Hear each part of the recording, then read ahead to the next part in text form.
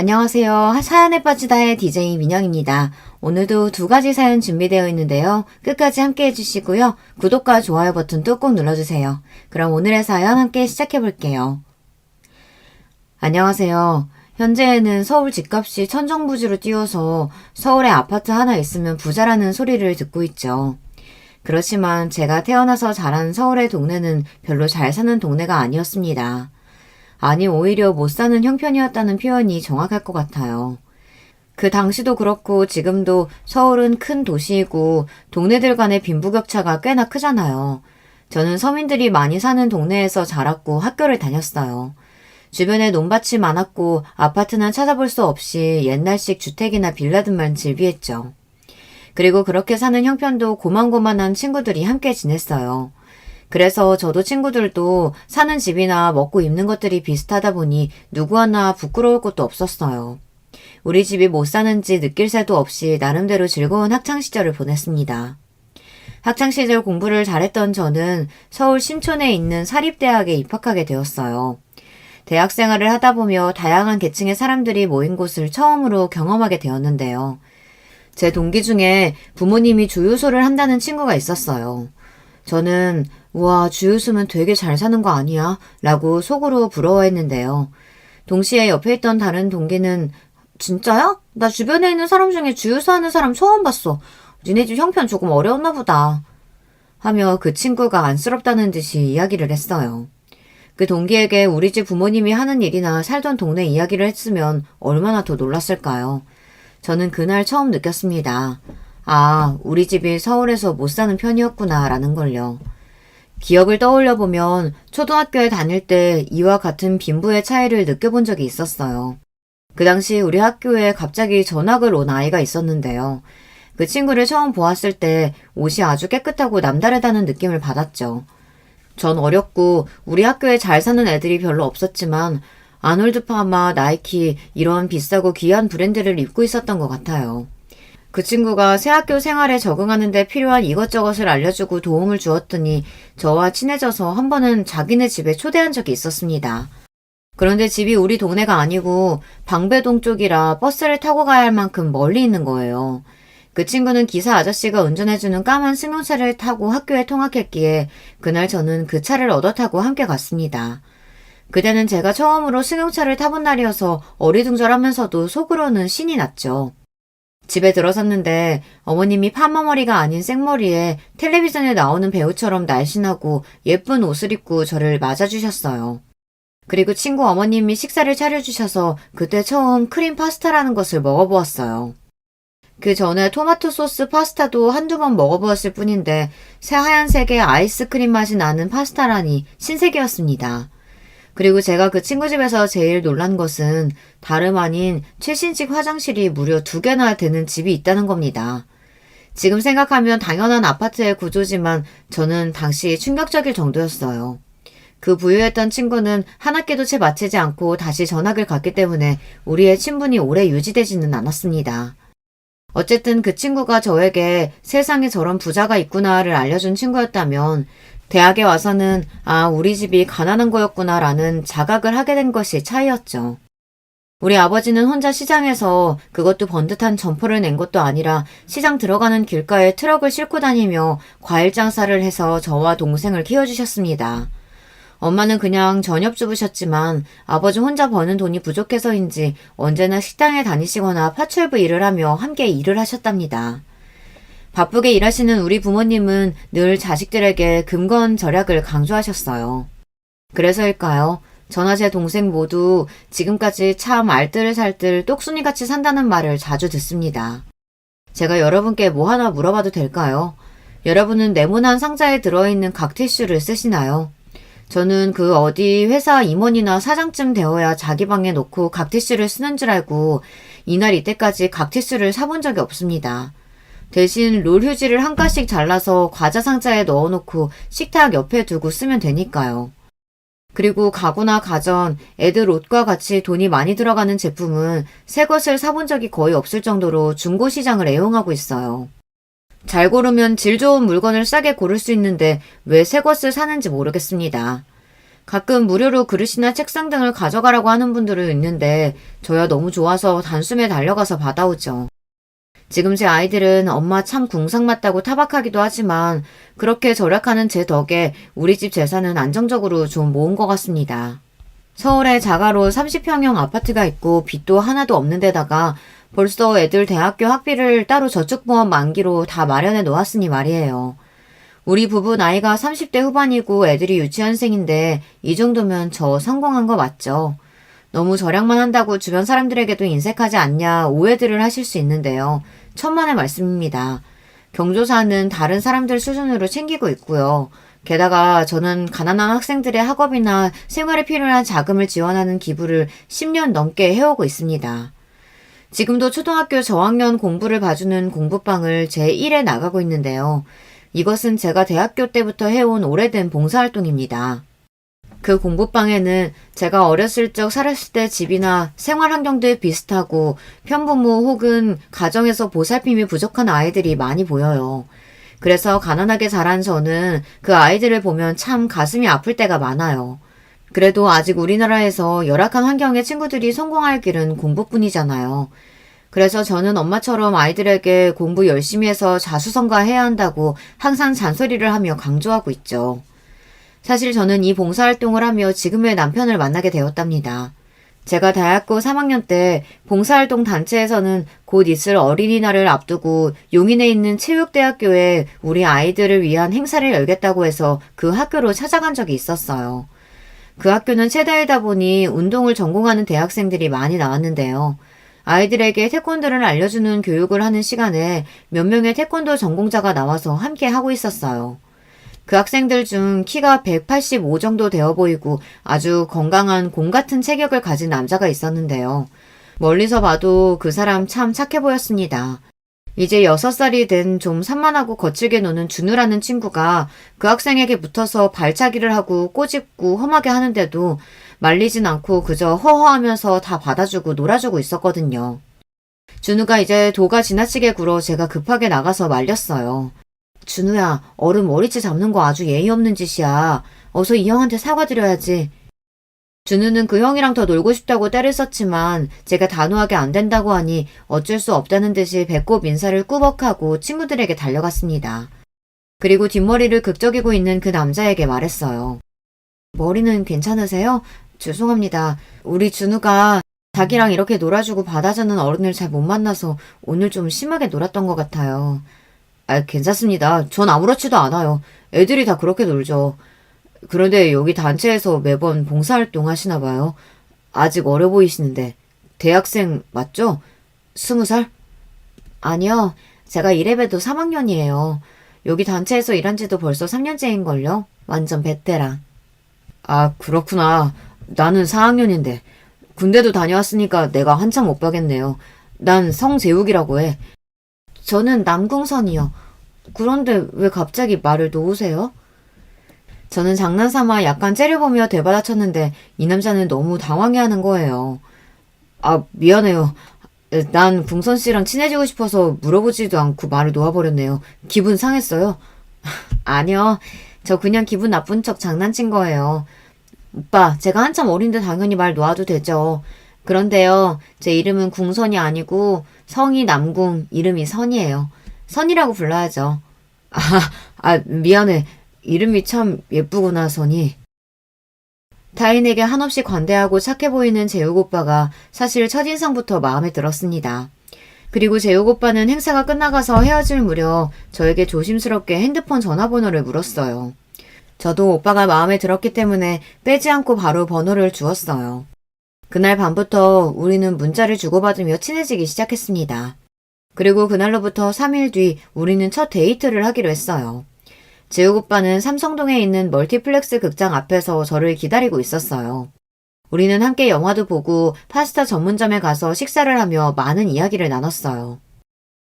오빠, 나 어릴 때 진짜 부잣집 친구가 딱 한 명 있었거든요. 그 친구네 집에서 크림 파스타라는 걸 처음 먹어보고 나서 난 지금도 제일 맛있는 음식이 1순위가 크림 파스타잖아요. 맛있기도 하지만 나한테는 행복감과 부유함의 상징이 되어버렸거든요. 와, 우리 어릴 때 크림 파스타면 진짜 귀하긴 했겠다. 그래도 그 친구 덕에 그런 추억도 생긴 거니까 좋은 거네. 선이는 전공이 뭐야?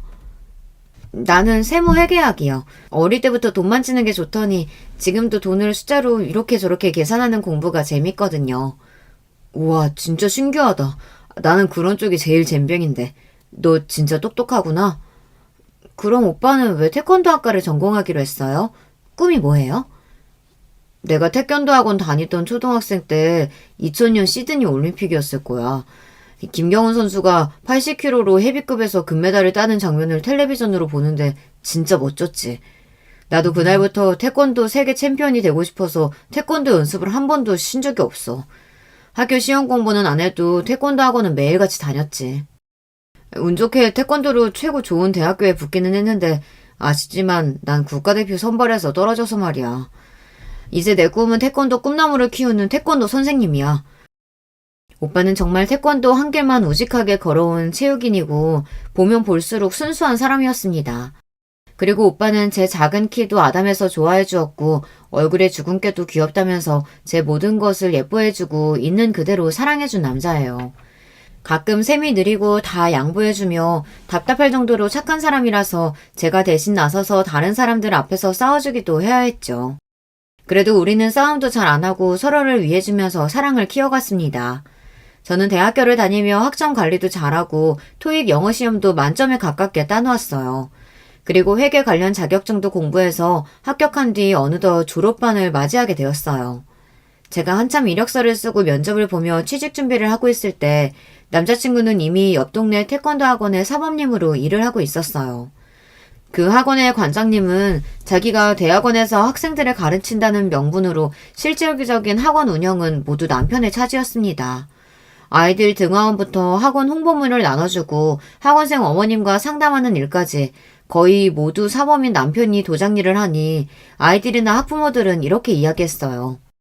어머, 여기 사범님이 관장님인 줄 알았어요. 따로 관장님이 계시다고요? 이렇게 물어보는 분들이 있을 정도라니까요.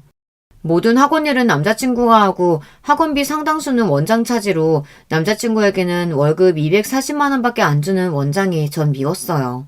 그리고 남자친구는 계산하고 돈을 모으는 일에는 소질이 없었는지 월급을 받으며 한동안은 주변 친구들에게 한턱 낸다고 부모님 용돈 드린다고 이런저런 일로 석 달이 넘도록 저금 하나 안 하고 있는 거예요. 전 남자친구가 답답해서 제가 나서서 도와줄 수밖에 없었습니다. 내가 오빠 제대로 돈 모아줄 테니까 앞으로 오빠 월급 관리는 내가 한다? 이렇게 선언하고는 바로 남자친구 손을 붙잡고 근처 은행에 가서 가장 이율이 높은 적금 통장 2개와 자유 입출금 통장 1개를 만들었습니다. 자, 봐. 입출금 통장은 월급이 들어오고 급히 돈이 필요할 때만 쓰는 비상금 같은 거야. 월급은 들어오자마자 이 노란색 적금 통장으로 80만 원, 그리고 청약 부금으로 50만 원이 나갈 거야. 그리고 또 50만 원은 내가 모으고 있는 우리 결혼 자금 적금으로 자동이체 될 거야. 그럼 오빠 한 달에 적금 빼고 얼마가 남는 거지? 난 잘 모르겠어. 그냥 선이 네가 하라는 대로 다 할게. 답답해. 60만 원이 남잖아. 그게 오빠가 한 달 동안 쓰는 용돈인 거야. 그중에 1, 20만 원 정도는 부모님 드리거나 맛있는 거 사드리고. 알겠지? 이렇게 오빠를 이미 결혼한 마누라처럼 잘 챙겨주니까 이미 오빠네 집 부모님은 제가 너무 마음에 든다고 어서 며느리 삼고 싶으시다고 들었어요. 그리고 오빠도 저랑 떨어져 있는 순간이 싫다며 그냥 대학교를 졸업하자마자 결혼하자고 장난 반으로 저에게 이야기를 했어요. 하지만 저는 제대로 취직을 하고 사회인으로서 제가 직접 돈을 벌며 부모님 도움 없이 결혼 자금도 마련하고 싶었습니다. 다행히도 저는 대학교를 졸업하고 2달 만에 한 회계법인에 취직하게 되었어요. 그리고 모든 것이 낯선 회사에서 하나하나 배워가며 시간 가는 줄 모르고 열심히 살았습니다. 그러다 보니 어느덧 제 나이도 결혼 정년기에 들어섰어요. 착실히 월급을 모아 결혼 자금으로 5천만 원 넘게 마련했고 늘 결혼을 재촉하는 남자친구를 더는 기다리게 할 수 없어 드디어 결혼을 하기로 마음먹었습니다. 재욱 오빠는 낯선 정장 차림과 과일 바구니와 양주를 들고 우리 집 앞에 찾아왔습니다. 우리 가족들에게 정식으로 인사를 드리고자 위해서였죠. 저를 집에 바라다 주거나 어버이날 우리 부모님께 인사를 드리고 간단한 선물을 드리면서 만난 적은 있었지만 결혼 승낙을 얻기 위해 마련한 자리니까 오빠는 긴장하는 모양이었습니다. 오빠, 긴장하지 말어. 우리 가족 모두 오빠 좋아하시는걸? 아닌 게 아니라 우리 식구들은 부유하지는 않았지만 모두 인성이 좋은 분들입니다. 내가 없이 산다고 남의 것을 빼앗는다거나 그렇다고 정도가 아닌 방법으로 돈을 버는 분들이 아니에요. 어떻게 보면 제가 남자친구보다 학벌도 좋고 회사도 좋은 곳을 다니고 있으니 조건만 보면 부모님께서 오빠를 반기지 않으실 수도 있죠. 하지만 우리 부모님은 재욱 오빠의 인성과 됨됨이를 마음에 들어 하셨고 키가 크고 건장하니 운동을 해서 내 딸을 잘 지켜주겠거니 안심이 된다고 말씀하셨어요. 그래서 재욱 오빠는 우리 집에서 맛있는 음식을 얻어먹고 아버지와 술도 한잔하며 화기애애한 시간을 보냈습니다. 당연히 남자친구는 우리 부모님에게서 저와의 결혼 합격을 받았죠. 이제 제가 재욱 오빠 가족분들 마음에 드는 일만 남았어요. 이미 재욱 오빠를 통해 저에 대한 호감을 갖고 계시다고는 들었지만 직접 뵙는 것은 또 다른 문제니 시댁에 찾아뵙기 전 긴장이 되기 시작했습니다. 시모가 나쁜 분이면 어쩌지. 그리고 요즘은 시부 며느리 갈등도 많다던데. 이렇게 전 시부모님에 대해서만 걱정을 하고 나갔죠. 하지만 의외의 복병은 바로 시동생이었어요. 시동생은 생긴 것도 족제비 같은 인상으로 곰처럼 푸근한 남편과는 아주 외양부터 달랐습니다. 좁고 마른 얼굴에 매서운 눈매, 거기에 까칠한 말투까지 사회에서 만났다면 비호감 그 자체라 가까이 하기도 싫었을 것 같아요. 하지만 그보다 더 싫은 건 그의 이기적인 말과 행동들입니다. 함께 식사를 하는데 형에게 미리 허락도 구하지 않고 자연스럽게 형이 먹고 있는 대게 접시를 자기 앞으로 놓고 먹는다던가 갑자기 자기 형의 배를 툭툭 치면서 형은 운동하는 사람이 배가 이렇게 나와? 돼지도 아니고 에이 학부모가 뭐라고 항의 안 하냐? 이런 몸매로 애들을 어떻게 가르치냐? 이렇게 부모님과 제가 함께 있는데도 분위기가 쌓여지도록 기분 나쁜 말을 서슴지 않아 했습니다. 하지만 예비 시부모님이나 남자친구 모두 늘 그래왔다는 듯이 아무렇지 않게 시동생에게 별 말을 안 하는 거예요. 내 배가 그렇게 나왔냐? 내 배 보고 그렇게 뭐라고 하는 사람 없던데. 이렇게 대수롭지 않게 넘어가 버려요. 저만 옆에서 내 남자한테 막대하는 시동생이 미워서 혼자 분을 삭히고 말았죠. 시동생은 저한테 대뜸 물어보더라고요. 그쪽은 왜 우리 형하고 결혼하려는 거예요? 들어보니 좋은 회계회사 다니고 대학도 좋은 데 나왔다고 하고 그러면 보통 여자들은 지들보다 조건 좋은 남자랑 결혼하려고 하지 않나? 팔자 좀 펴보려고. 혹시 우리 부모님 유산 같은 거 생각하면 꿈도 꾸지 마세요. 집 말고는 아무것도 없는 분들이니까. 이렇게 말하는 태도가 예의가 없기도 했거니와 자기 가족에 대해 그런 식으로 이야기하는 것에 대해 제가 다 열이 받더라고요. 도련님은 그런 여자들만 만났었나 봐요. 저처럼 생각이 바른 여자들은요.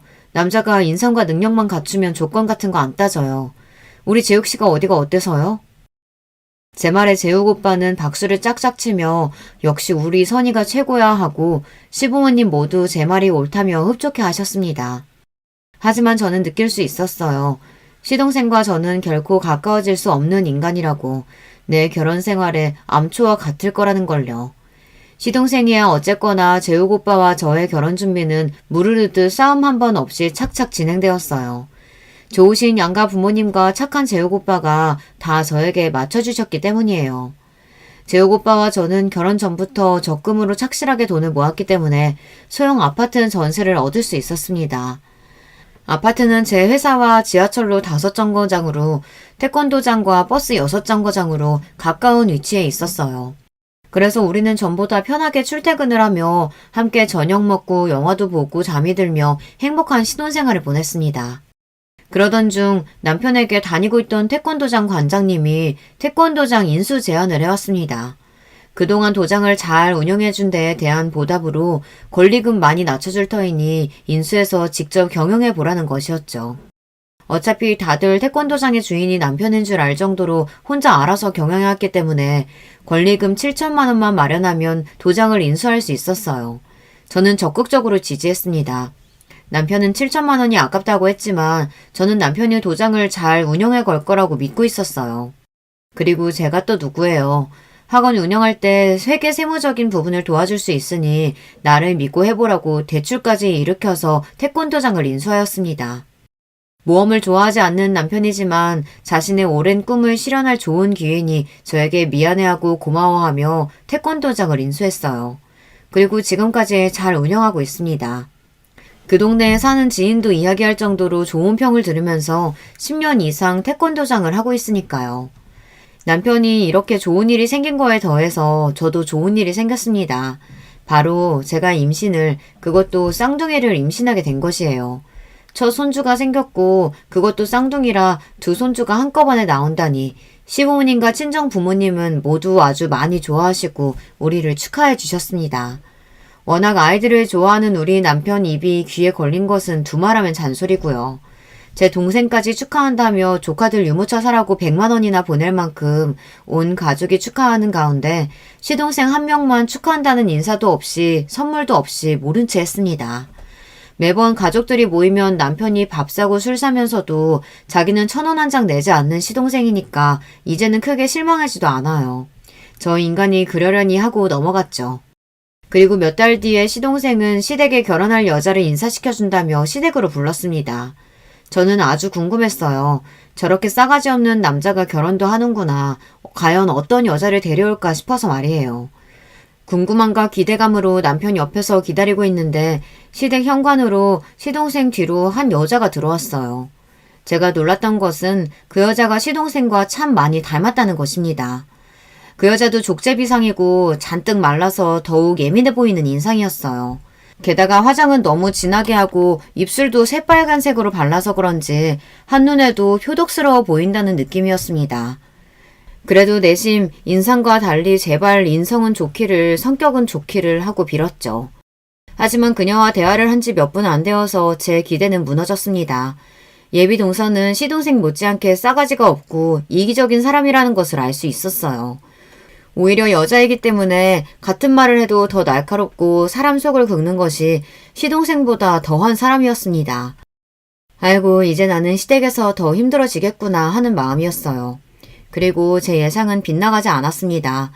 서방님의 결혼식 날 저는 임신 7개월에 들어서서 한복을 입고 결혼식에 참석했죠. 삼복더위에 임신해서 몸도 불편하지만 그래도 신경 써서 한복을 곱게 차려입고 간 것인데 저를 보자마자 서방님은 말했습니다. 형수님 안 오셔도 되는데 뭐하러 오셨어요? 가뜩이나 몸도 힘든데 사람 보자마자 인쇄치레가 이렇습니다. 야, 형수님한테 말 좀 곱게 좀 해라. 재신이는 당신이 임신해서 여기까지 오느라 힘들었었겠다고 걱정을 저렇게 말하는 거야. 남편은 이렇게 저를 다독여줬지만 저는 이미 기분이 상해버렸죠. 그래도 오신 시댁 손님들께 인사드리며 며느리로서 할 도리를 하다 신부 대기실에 가보았어요. 동서 결혼 축하해요. 오늘 참 예쁘게 꾸미셨네요. 아, 네. 근데 저 원래 예쁘거든요. 오늘 화장이랑 헤어스타일 마음에 안 들어 죽겠는 걸 겨우 참고 있는데 형님 눈에는 이게 예쁘다고요? 이 좋은 혼례의 날 하객이 하는 축하 인사를 이렇게 받아치고 싶을까요? 쌍으로 싸가지 없는 서방님과 동서, 이 부부는 결혼한 뒤에도 저와 사사건건 부딪혔기 때문에 저는 이들을 가급적 피하고 어쩔 수 없이 봐야 할 때는 도닦는 심정으로 참으며 넘겼습니다. 천성적으로 착한 남편은 그럴 때마다 저에게 가정의 평화를 위해 동서를 못 본 척 참아달라고 말해주었어요. 하지만 여보, 정말 너무하잖아. 어떻게 매번 참아. 나도 사람이라고. 나도 알지. 재신이나 재수씨가 성격이 삐뚤고 말 참 기분 나쁘게 한다는 거. 나 어릴 때부터 재신이 형으로 살았어. 그 녀석이 얼마나 못되게 그러는지 참 많이도 당했지. 저 자식 군대 다녀오기 전까지 나를 형이라고 부르지도 않았어. 야, 너 심지어 씨 기분 나쁠 때는 자식 새끼라고까지 욕을 해댔지. 내가 먹는 음식이나 물건은 다 지 맘대로 가져가고 어쩌다 내가 먼저 지가 좋아하는 고기 만찬 먹으면 상을 뒤엎을 정도로 난동을 피웠다니까. 우리 엄마가 늘 하는 말씀 있잖아. 먹는 대로 크는 게 애들이 아니라고. 재욱이는 맨날 재신이한테 고기며 좋아하는 반찬 다 뺏겼는데도 저렇게 키 크고 건장하고 그렇게 남의 거 뺏어먹던 놈은 키가 170 언저리라고.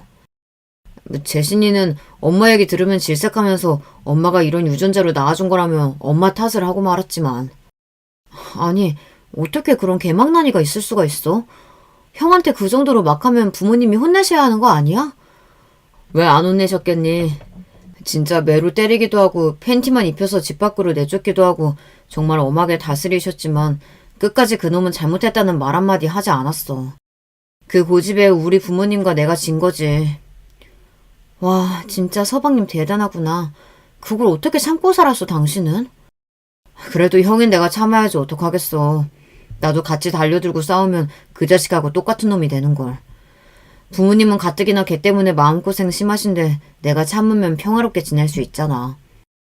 그래서 당신이 재수씨 때문에 고생 많은 거 알아. 되도록 재수씨가 뭐라고 하든지 무시하고 상대 마라. 그냥 피해줘. 남편 얘기를 들으니 남편과 시부모님이 안쓰럽고 또 남편의 말대로 가능하면 서방님네 부부는 상대치 않고 참고 넘어가주며 지냈습니다. 비트코인과 같은 가상화폐가 급등하면서 모두의 감심사가 모였던 2018년의 어느 날이었습니다. 서방님이 어쩐 일로 식사를 쏘겠다며 고깃집으로 시부모님과 우리 가족을 불러냈습니다. 서방님은 식구들이 모두 모인 자리에서 코인 투자를 했는데 대박이 나서 3억을 벌었다며 자랑을 하였습니다. 그 정도면 소고기를 싸도 될 법한데 돼지고기를 사주면서 어찌나 침을 튀어가며 2시간 넘게 자기 자랑을 해대던지요. 형네도 진작 나처럼 코인에 돈 박았어야지. 요즘은 미련하게 적금 들고 그렇게 하다간 돈 못 모아요. 네, 축하드려요. 서방님은 그런 복이 있으신 거고 우리는 그런 위험한 데에 투자하지 않아서 앞으로도 할 마음 없어요. 이래서 부자는 아무나 되는 거 아니라니까. 내 남편이 좋은 정보 주면 그대로 따라만 해도 돈을 벌 텐데 그것도 모르고. 아휴. 그러다가 우리 조카들 나중에 결혼 자금이나 모을 수 있겠어요? 걱정 마. 지금 우리 살고 있는 아파트도 가지고 있고 얘네 앞으로 돈도 꽤 모았어. 나랑 우리 남편은 늙을 때까지 일할 거라서 누구한테 손 벌릴 일 없어. 여보, 아무래도 형님네는 우리랑 같이 평일마다 골프 못 치러 다니겠다. 평생 일만 하실 거래. 겨우 돼지고기 사주면서 당장이라도 부자가 된 듯 행세하는 동서가 아닐 것 같지만 그래도 서방님이 식구들에게 무언가를 쏜 적은 거의 없는 일이라 저는 열심히 고기만 먹었습니다. 그동안 우리한테 서방님네가 얻어먹기만 했던 것을 보상받는 기분이었으니까요. 제가 잠시 화장실을 다녀오고 돌아온 사이 서방님과 동서는 무슨 이야기인지 한참을 재미있게 하고 있는 거예요. 그래서 슬쩍 다가가 들으니 글쎄 제 뒷담화를 하고 있는 거 아니겠어요? 형수님이 나랑 동갑이고 학번이 같잖아. 형수님 학교에 내 친구가 있어서 물어봤더니 형수님 알고 있더라고. 근데 걔가 해준 얘기가 완전 가관이었어. 한번 들어볼래? 학교에 좀 잘 사는 동기들 사이에서 형수님 별명이 짠순이 찌질이었대. 얘 선이는 맨날 옷도 똑같은 거고 그것도 어디서 샀는지 알 수 없는 시장표 뭐 그런 것만 입고 다니는 것 같더라. 맞아. 지난번에 점심 먹으러 같이 나가자고 하니까 자기는 학식만 먹는다면서 뭐하러 2배 넘게 비싼 한 끼를 나가서 먹느냐고 묻는 거야. 아휴. 내가 아웃백 스테이크 얘기했더니 처음 들었단다. 뭐 저런 애가 다 있냐? 어디 시골에서 살다 온 거 아니야? 아냐, 쟤 서울 토박이래. 그런데 뭐 서울도 서울 나름이지. 어디 깡실과 같은 서울 동네에 있는가 봐. 이렇게 동기들끼리 형수님 뒤에서 돈도 안 쓰고 찌질하게 산다고 씹었다던데. 형수님은 그것도 모르고 대학교 다니면서 학점 우수하고 교수님 사랑받았다고 자랑스럽게 여기지. 하여튼 불쌍하다니까. 임마. 난 그 동기들보다 형수님이 훨씬 바르게 잘 지냈던 것 같구만. 뭘 그래. 그런 쓸데없는 돈 아껴서 너희 형수 후원하는 어려운 학생들 학용품이나 간식도 사주는 거야. 너도 그런 날라리 같은 애들 말고 형수님 같은 사람 만나야 돼. 뭐래 찌질하게. 난 그렇게는 안 살아. 사람이 태어나서 뽀대 있게 살다가 죽어야지 구질구질하게는 절대 못 살아. 난 앞으로 회사는 취미로 다니고 코인 투자로 부자가 돼서 화끈한 인생 즐길 거라고. 형 말 틀린 거 없다. 너희 형수 같은 사람만 있으면 얼마나 좋겠냐. 나는 너희 형수가 파수로 매주를 쓴다고 해도 다 믿어줄 거야. 재신이 너도 허황된 꿈 꾸지 말고 정신 차리고 회사만 열심히 다녀. 아, 짜증나게 아빠까지 왜 그래요? 그러게 우리 남편한테 왜 그러세요? 우리 코인 투자 대박나서 덕분에 지금 맛있는 저녁도 얻어드시고 있으시면서 참나. 저 없는 사이 있지도 않은 제 대학 시절 이야기를 꺼내 뒷담화까지 하다니 정말 저렇게 치졸할 수가 있나 모르겠어요. 당장 그 앞에 서서 있지도 않은 말 꾸며내지 마세요. 서방님 같은 분보다 난 훨씬 잘 대학생활 했으니 당당하다고요. 하고 쏘아붙이고 싶었어요. 하지만 괜히 민망한 상황 만들고 싶지도 않고 진짜 서방님과 동서 같은 사람들과 싸워봐야 시부모님 속만 썩지 않겠어요. 남편이 왜 그동안 참았는지 이해가 가요. 치졸한 인간들 같으니 뒤에서 남의 험담이나 하고 아주 상종 못할 인간들이에요. 한번 투자 성공을 맛본 뒤로 평범하게 회사를 다니던 서방님과 동서는 계속해서 가상화폐 등 고위험 투자에 열을 올리고 있었습니다. 그 벌었다는 3억이 그대로 남아있는지 아니면 다른 투자로 다 날려버렸는지 모르겠지만 저는 별로 궁금해하지 않았습니다. 그리고 몇 달 뒤에 동서가 보낸 온라인 초대장을 카톡으로 받았습니다. 동서네의 둘째 아들이 곧 돌을 맞이하는데 조카의 돌잔치를 연다는 것이었어요. 요즘 시대에 누가 돌잔치를 둘째까지 챙겨서 크게 한답니까? 저는 우리 쌍둥이들 돌잔치도 가까운 가족만 모시고 한식당에서 조촐하게 치렀거든요. 그런데 동서는 둘째 아들의 돌잔치를 하니 꼭 참석해달라면서 그 이후에도 저한테 전화 한 번, 남편한테 한 번, 심지어는 시무를 시켜서까지 몇 번이나 돌잔치에 오라고 하니 더 얄미워 보였어요. 처음에는 돌잔치에 가야 하니 금반지 한 돈을 사야 하나 하고 시세를 알아봤더니 글쎄 30만 원이 훌쩍 넘어버리더라고요. 만약에 제가 좋아하는 동생이거나 가족이라면 아무리 비싸도 한돈 금반지를 사서 주었겠죠. 이런 경조사까지 인색하게 굴면 인복 떨어지는 일이니까요. 하지만 평소 제 마음에 안 들게 굴었던 동서와 서방님이었습니다. 심지어 우리 아이들 돌잔치 때는 돌반지는커녕 내복 하나 덜렁 사온 그들에게 인사치레할 마음은 생기지 않았습니다. 그래서 그저 형식적으로 10만 원 현금을 봉투에 넣어 준비했어요. 돌잔치는 자신들 분수에 맞지 않고 화려해 보이는 비싸 보이는 파티 전문점에서 하고 있었어요. 게다가 무슨 사회자를 거액으로 모셔왔다지 않나 청담동까지 가서 머리를 매만지고 화장까지 받고 왔다며 동서는 저를 만나자마자 어찌나 돈 자랑부터 해대던지요. 진짜 돈이 많은 부자 같으면 이렇게 고가워 보이지도 않아요. 꼭 별로 없는 것들이 어디 눈만 높이 달려서 소비하는 것만 배워 저렇게 돈 낭비를 한다니까요. 동서, 둘째 조카 돌 축하해. 축하 선물로 돈반지 대신 현금 넣었어.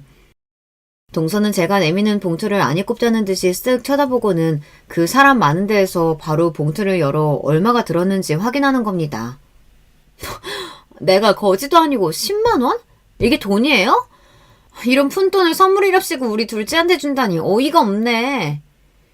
라고 막말을 하며 동서는 내 앞에서 선물 봉투를 찢었습니다.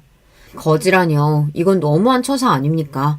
아무리 그래도 그렇지 제가 손님 형님인데 선물을 준 사람 눈앞에서 그걸 바로 찢어버리다니 정말 무례하기 짝이 없었습니다. 아무리 제 선물이 마음에 안 든다고 해도 이건 도저히 이해할 수 없는 일이었어요. 저를 무시하는 동서를 더 이상 그냥 둘 수 없었습니다. 동서에게 더 쓴맛을 보여주겠다고 다짐하고 돌잔치 자리에서 바로 나와버렸어요. 갑자기 제가 나와버리니까 남편은 당황해서 저를 따라 나왔습니다. 여보, 갑자기 돌잔치에서 왜 나왔어? 무슨 일 있었어? 여보, 글쎄 말이야. 동서가 나보고 애기 돌 축하금이 적다고 거지라고 하더라. 그리고 내 눈앞에서 돈 봉투까지 찢어버린 거 있지. 제 이야기에 남편은 놀랐어요. 오죽하면 그 착한 남자가 그렇게 화를 냈겠습니까? 재수씨가 우리한테 거지라고 했다는 게 사실이야? 봉투까지 찢어버리다니 뭐 그런 여자가 다 있어? 여보, 나 지난 세월 동안 걔한테 무시당하고 언어폭력 당한 거 세어보면 말도 못해. 이제는 못 참아. 걔한테 복수하고 싶어. 어떡하면 좋지? 그리고 남편은 이제 더 이상 가정의 평화를 위해 저보고 참으라던가 재수씨 무시해버리라던가 그런 이야기는 하지 않았습니다. 대신에 남편은 저에게 또 다른 이야기를 해주었어요. 사실 있잖아. 당신이 화낼까봐 미처 말을 못한 게 있는데 10년 전부터 동생이 나한테 돈을 꿔갔거든. 한 번은 30만 원, 한 번은 50만 원, 그리고 많게는 120만 원일 때까지 여러 번 이렇게 돈을 꿔가서 갚은 적이 없어. 내가 수첩에 적어놨는데 다 합치면 원금만도 1,500만 원은 되더라고. 우리 신혼집 구할 때 돈 없으니까 그때도 돈을 갚으라고 했는데 되려 형이 쪼잔하게 동생한테 그 돈을 다시 달라고 하냐고. 먹고 죽을 애도 없으니까 모른다고. 이렇게 미안해하지도 않고 입 씻어버리더라고. 그래놓고 그 이후에도 동생이 한 번씩 돈 빌려달라고 하는데 나 이거 진짜 호구된 거 맞지? 돌잔치 전에도 나한테 전화를 했어. 형, 나 우리 둘째 돌잔치 하려는데 계약금이랑 뭐 당장 돈이 없으니까 200만 원만 좀 보내줘봐. 재신아, 이제 나 더 이상 너한테 돈 못 빌려줘. 갚지도 않으면서 내가 무슨 ATM기냐? 돌잔치 하는데 너무 비싼 곳에서 하는 거 아니야? 형편 맞춰서 그냥 식당에서 해도 200까지는 안 가겠다. 무슨 소리야. 지금 내가 갑자기 돈이 없을 뿐이지 내 가오가 있는데 우리 애기 돌잔치를 형처럼 그저 그런 식당에서 할 놈으로 보여? 이러면서 도리어 자기가 화를 내고 전화를 끊어버리는데 남편도 이제 슬슬 열이 받기 시작하더래요. 남편도 더 이상 그런 서방님을 넘어가주지 못하겠다고 응징하고 싶어 했습니다. 그래서 남편은 저와 한편이 되어 서방님네 부부에게 본때를 보여주기로 했어요. 저에게는 봉사활동을 같이 다니며 친해진 50대 후반의 언니가 있습니다. 나이 차이는 좀 나지만 언니 동생처럼 친하게 지내고 있어요. 그 언니와 봉사활동에서 만나 지난주 있었던 동서의 일화를 이야기했더니 저보다 더 화를 내주며 제 심정을 공감해 주었어요. 언니, 그런데 남편이랑 나랑 아무리 생각해내려고 해도 동서한테 복수할 방법이 떠오르지 않는 거예요. 그 언니는 주식과 부동산 투자 등으로 부자가 된 사람이라 함께 얘기하다 보면 제가 모르는 세상 일에 대해 많이 알 수 있는 분이었어요. 그래서 저보다 경험 많은 언니에게 이런 경우 이들을 혼내줄 방법이 없겠느냐고 물어봤습니다. 그렇게 언니와 헤어진 며칠 뒤에 언니는 저에게 방법이 생각났으니 만나자고 했어요. 니네 동선에 말이야. 코인이나 위험한 투자 한 적이 있다고 했지? 내가 좀 생각을 해봤는데 그 사람들 혼내줄 기가 막힌 아이디어가 떠오르지 뭐니? 정말 그런 게 있어요? 뭔데요? 사실 내가 주식하고 파생 상품들을 다루다 보니 사기꾼들도 참 많이 만나봤다. 나도 한번 대인 적도 있고 사기당해서 큰돈 날릴 뻔한 위기도 있었어. 그런데 니네 동선에는 그런 사기꾼들한테 당하기 딱일 것 같다는 생각이 드네. 언니의 말이 맞았습니다. 그들은 늘 일확천금을 노리면서 언제든 회사를 그만두고 싶어 했으니까요. 내가 당할 뻔한 투자 사기꾼들을 너네 동선애한테 연결해 줄 테니까 그 부부의 연락처랑 주소 그리고 나이 정도 여기에 적어봐. 언니가 서방님과 동서에 대한 정보를 얻어간 뒤 아마 한 달쯤 시간이 흘렀을까요. 어느 토요일 저녁에 서방님과 동서는 우리에게 찾아왔습니다. 형, 돈 좀 모아놓은 거 있지 않아? 내가 이번에 기가 막힌 투자처를 알게 됐는데 형도 거기에 다 투자해.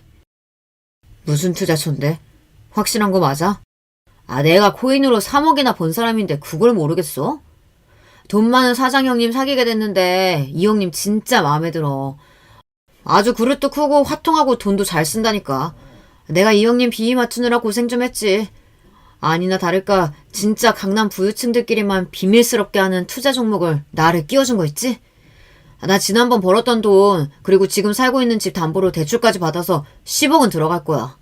못 먹어도 2배 장사. 난 이제 곧 20억 넘게 손에 줄 거라고. 20억만 생겨봐라. 당장 회사 때려치고 놀고 먹고 살 거야. 너무 좋은 정보라서 우리 친정 부모님한테 얘기해서 돈 땡겨서 들어갈 거예요. 지난번 우리 둘째 돌잔치 때 형님이 내민 돈 보니까 형님네 사정이 궁핍한 것 같더라고요. 그래서 우리가 특별히 이 정보 공유해주려고 온 거라고요. 이렇게 동서와 서방님은 한참 동안 자기들이 들어갈 투자가 곧 성공해서 이미 돈을 벌었다는 듯이 뻐기고 우리가 불쌍해서 이 좋은 정보를 알려주는 거라며 거들먹거렸습니다. 남편은 애초에 그런 정보에 휘둘리는 사람이 아니었어요. 저는 속으로 그들의 말이 진짜인가 아닌가 조금 혼란스러웠어요. 서방님의 부부가 가고 나서 저는 친한 언니에게 전화를 걸었습니다. 언니, 혹시 우리 서방님네한테... 제가 말을 하자마자 언니는 파한대소를 했습니다. 그 부부가 너한테 얘기하디? 미국 주식 파생 상품에 투자하라고? 맞아요. 언니가 그걸 어떻게... 아유, 똑똑한 척은 다 하더니 너무 예상대로 행동해서 바로 걸려드는구나. 그 사람들. 내가 지난번에 얘기한 그대로야. 돈 많아 보이는 사기꾼이 아마 그 사람한테 작업 들어갔을 거야. 그런 대박 상품 같은 건 없어. 투자했다가는 아마도 몽땅 쪽박 찰 거야. 그러니까 그 투자 너네는 절대로 하지 마라. 저는 그 소식을 남편에게 전해주었습니다. 진짜요? 아무리 그래도 내 동생인데 너무 큰일이 벌어지는 거 아닐까? 저도 가진 돈뿐 아니라 대출까지 받아서 투자했다고 하니 덜컥 걱정이 되어 동서를 말렸습니다. 동서가 지난번에 얘기해준 그 투자 상품 있지? 아무래도 그거 사기 같은데 당장 집어넣은 투자금 회수해. 참나, 뭐라는 거예요? 우리가 겨우 생각해서 정보 줬더니 그게 사기라고 초부터 치네? 적금이나 아파트만 사본 형님이 주식이나 투자를 알기나 해요? 아, 됐어요. 우리만 떼돈 벌 거니까 옆에서 잠자코 보고 나중에 후회하지나 마요. 사기라니. 괜히 재수없게 왜 그러세요? 동서는 제 말을 들을 생각이 전혀 없었고 도리어 저를 비웃고 무시하기까지 했습니다. 동서의 말을 듣고 나니 그래 어디 누가 후회하게 됐는지 두고 보자 하는 앙심까지 생겨버렸어요. 그래서 그 뒤로는 그들을 말리지 않았습니다. 남편도 서방님에게 지금 하려는 투자가 위험하다고 알려주었지만 역시 말을 듣지 않았다고 해요. 욕심과 자만으로 이성을 잃은 그들은 그 뒤로 어떻게 되었을까요? 금방이라도 부자가 될 것처럼 꿈에 부풀었던 서방님과 동서는 우리에게 보름 만에 찾아와서 우는 소리를 했습니다.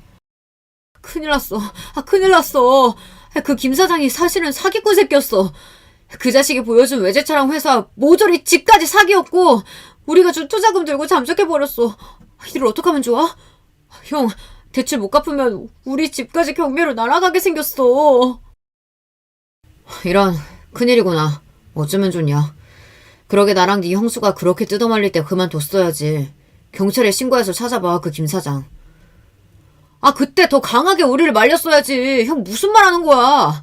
그리고 경찰에 진작 신고는 했지. 경찰에서는 이런 경우 사기꾼 잡기가 힘들대. 게다가 어떻게 체포하더라도 아마도는 되찾기 어려울 거라고 하더라. 이런 경우 사기꾼들이 투자금을 어딘가에 은닉해서 회수하는 경우가 하늘의 별 따기라고. 이걸 어떻게 하면 좋아? 어떻게 해야 돼? 세상에, 우리한테 이런 일이 생기리라고는. 형님, 혹시 돈 가진 거 좀 있으면 꺼줘요. 우리 당장 길거리에 나왔게 됐는데 급히 살 집도 알아봐야 하고. 꺼줘요? 동서 말이 참 이상하네. 우리한테 돈 맡겨놓은 거 있어? 게다가 내가 동서 그렇게 말릴 때 나한테 뭐라고 했어. 그냥 옆에서 지켜보기나 하라고 미련하게 계속 살 거라면서. 그렇게 자신있게 나섰을 때는 이런 결과도 받아들이고 책임져야지. 우리는 동서한테 꺼줄 돈도 없어. 그리고 꺼준들 뭘 어떻게 해서 갚을 건데? 이미 빚이 한가득이라면서. 제 말에 동서도 서방님도 아주 분하다는 듯이 봤지만 자기들도 마땅히 할 대답이 없으니 째려보면서 가만히 듣고만 있었습니다. 그래, 너도 재수씨도 이번 일 책임지고 반성할 계기로 삼아야 할 거야. 지금껏 마음대로 생각하고 남들이 상처받건 어쩌건 입에서 나오는 대로 뱉으면서 살았겠지만 인생은 실전이야. 누가 부추긴 거 없어. 너희 부부가 주변에서 뜯어 말려도 밀어붙인 거니까 애들 생각해서 열심히 빚 갚으라고. 남편도 여태까지와 달리 냉정하게 서방님네가 청하는 도움을 거절했습니다. 아니, 어쩌면 그래요? 사람 좋은 척 다 하더니 이렇게 되니까 아주 안면몰수네? 형이라는 사람이 그러는 거 아니에요. 형이라고 무조건 참으라는 법 있어? 우리 남편 태어나서 지금까지 서방님한테 늘 당하면서 져주면서 살았어. 이제는 더 이상 그렇게 안 살 거고, 아니, 내가 그 꼴 못 봐. 동서도 마찬가지야. 돌잔치 때도 그렇고 그 전부터 나한테 막말하고 싸가지 없이 굴었지. 이제는 너희가 진짜 거지가 되었으니 어디 한번 진짜 거지의 삶을 살아봐. 그러고 나자 동서와 서방님은 입에 담을 수 없는 욕설을 하고 우리 집에서 나가버렸습니다. 그들은 태어나 처음으로 엄청난 모욕감을 느꼈겠지만 저와 남편은 가슴속이 뻥 뚫린 듯 후련했습니다. 하지만 우리를 다시 보지 않을 것처럼 나가버린 서방님과 동서는 그 뒤로도 몇 번이나 연락을 했습니다. 뭐 뻔하죠. 바로 돈 좀 빌려달라는 얘기겠죠. 하지만 저와 남편도 그런 요구를 모조리 무시하고 대꾸도 하지 않았습니다. 그들은 시부모님 댁에 들어가서 얹혀 살면서 둘 다 직장을 다니면서 열심히 대출을 갚아가고 있다고 합니다. 일확천금만 쫓으면서 주변 사람들에게 막대했던 서방님네 부부는 그렇게 망했고 지금까지 고생을 하고 있으니 권선징악의 결말이 맞겠죠. 이번 일로 서방님네가 제발 개과천선해서 정신 차리고 사람 다워줘서 돌아왔으면 좋겠어요. 사람이 정직하고 올바르게 땀을 흘린 만큼 돈을 벌며 살아야 하지 않겠습니까? 저처럼 어린 시절 가난했더라도 충분히 자기 힘으로 집도 사고 아이들도 키우면서 남에게 손 안 벌리고 살려면 더 열심히 더 아껴가며 사는 수밖에 없잖아요. 그렇게 한탕을 노리고 남의 돈을 빼먹으려고 하는 사람들이 있어서는 안 된다고 생각해요. 제 생각에 동의하시죠, 구독자 여러분? 저는 그렇게 40년 가까이 살아왔고 앞으로도 그 신념에는 변함이 없습니다. 그리고 우리 주변에 계신 항상 수고하고 애쓰면서 가난을 이겨내신 모든 분들께 박수를 쳐드리고 싶어요. 제가 쓰고자 했던 이야기는 여기까지입니다. 여러분, 오늘 하루도 건강하고 성실하게 보내시길 바라며 모두 부자 되세요. 안녕하세요. 저는 벌써 70줄에 접어든 나이 많은 사연에 빠지다 애독자입니다. 처음에 스마트폰이라는 것을 받아들였을 때는 이걸 당초 어떻게 사용해야 하는지도 감이 안 잡혔는데 예쁜들 말씀 따라 닥치면 다 하게 되어 있다는 게 맞더라고요. 제가 어느새 그걸로 전화 걸고 문자 보내고 다 하게 되더니 유튜브라는 것을 활용해서 오만 영상도 다 보게 되었으니까요. 스마트폰을 처음 만지작거렸을 때 저에게 참 많은 도움을 주었던 이가 지금 생각해보니까 며느리였네요. 그 당시에는 몰랐던 것들이 왜 항상 지나고 나면 선명하게 보이는 걸까요? 사연에 빠지다에서 영상을 봐주시는 분들이 제가 어디 사는 어떤 분들인지 얼굴을 알 수 없는 분들이기에 제 이야기를 허심탄회하게 밝혀보는 것인데 이곳이 아니라면 제가 말할 것도 없거니와 욕이나 실컷 얻어먹을까봐 겁이 나는 것이 사실이네요. 벌써 50여 년이 흘렀다는 게 믿어지지 않습니다만 그렇게 오래전이 되어버린 그때에 저는 남편을 처음 만났어요. 저는 어느 관광지에서 잠시 안내원 일을 하고 있었는데 손님으로 남편이 왔어요. 저기 안녕하세요. 바쁘신 와중에 대단히 실례지만 표를 구매하려면 어느 쪽으로 가야 됩니까? 우측으로 돌아가시면 매표 창구가 바로 보일 거예요. 저 그런데 아까 전에도 그것보다 이전에도 저에게 오셔서 그걸 물어보시지 않았나요? 혹시 제 착각이라면 죄송하고요. 저를 기억하신 거예요? 그러실 줄은 생각도 못하고 저는 대범하게 자꾸 똑같은 수법을 쓰고 말았네요.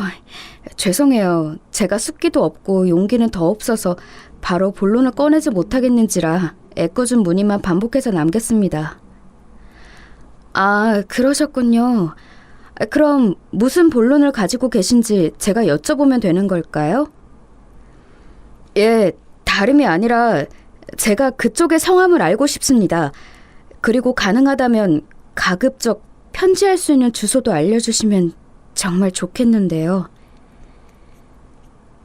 그 순간 제가 웃음을 꾹 참으면서 손으로 제 가슴팍을 가리켰지요. 그 끝에 달려있는 제 이름 석자가 적혀있는 명찰을 그제야 발견한 남편의 얼굴이 삽시간에 무르익은 홍시처럼 색이 변했던 것이 기억납니다. 그때 제 나이가 21살이었고 인생에서 처음으로 저에게 먼저 호감을 표한 남자를 만난 순간이었네요. 남편은 그 지역에 사는 사람이 아니었고 먼 친척 집의 일거리를 도와주기 위해 단 2주간 그곳에 머무르고 있다가 저를 발견한 것이었답니다. 실은 그곳에서 3시간 넘게 걸리는 거리에 살고 있었고요. 남편은 그 지역에 온 김에 우연히 관광지에 들려보았다가 저를 보고 한눈에 반하였고 저는 저를 흔들어 놓은 남편의 존재에 강한 호기심을 느꼈어요.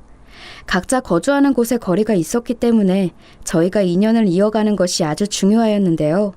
여기서 문제가 생겼습니다. 제가 남편에게 적어준 주소지가 잘못되었던 거예요. 그 당시 이사한 지 얼마 안 되었던지라 저는 새로운 집 주소보다는 이전의 집 주소가 너무나도 익숙하였고 저도 모르게 그 주소를 적어주고 말았던 것입니다. 저는 그런 줄도 모르고 이후로 내내 남편의 편지를 기다렸어요. 그러나 편지는 오지 않았죠. 당시에 저희 집에는 전화기가 없었거든요. 소식이 없는 남자에게서 저는 되려 깊은 갈증을 맛보았습니다. 제가 기분이 오락가락하고 있으니 친정 식구들도 그런 저를 수상하게 여겼었죠.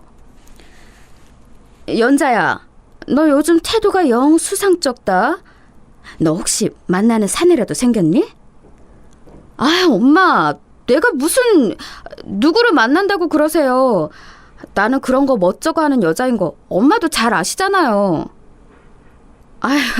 아니면 말지. 왜 그렇게 성을 내? 전에 없이 새침하게 구는 걸 보니 아무래도 네가 나이가 들면서 사내라는 존재가 궁금해진 모양인데? 차라리 잘 됐다. 너 이참에 시집갈 생각이나 해라. 그때 제가 얼마나 깜짝 놀랐는지 모릅니다. 당장 시집은 생각도 안 하고 있었으니까요.